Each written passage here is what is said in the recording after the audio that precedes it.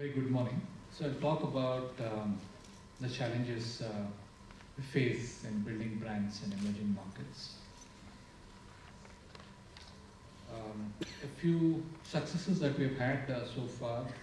NICE is a product which is an NSI pain management category, is the #1 in the world. Economies is a product which is a PPI, which is a product for treatment of ulcers.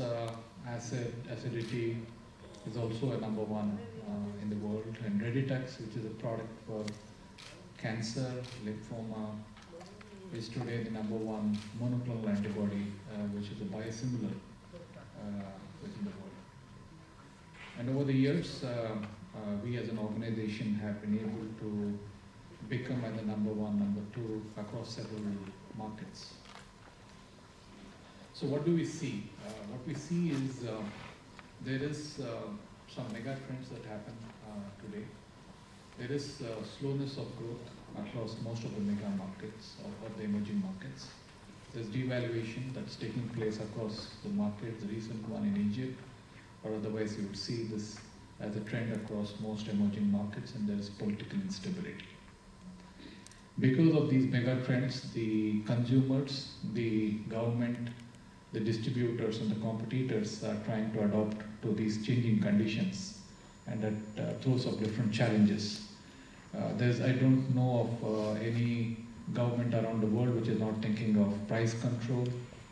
At the same time, because of these issues with regards to the slowing down of the economy, the purchasing power of the consumer has gone down.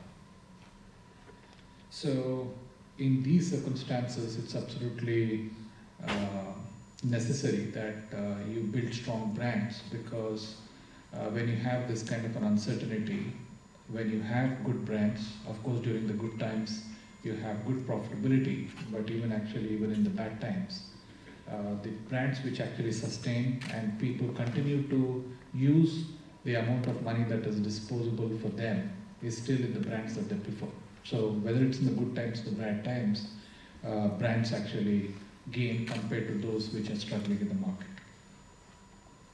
So how did we go about doing this in a consistent manner? I would say taking the 3 decades of experience of building brands in emerging markets, I would say in the following manner. First and foremost is, in every single market it is important to understand the patient's unmet need. I think speaker before me was talking about how do you understand the consumer and how do you position your product and how do you segment the customers and position your product. Exactly the same way, in every country it is important to understand which patient segment are you going after and how would you position your product better than what the competition is able to do. And once you start doing it, then how do you further customize it, how do you build a brand architecture around that, and how do you then take the product and then add a service innovation so that the stickiness of the product increases.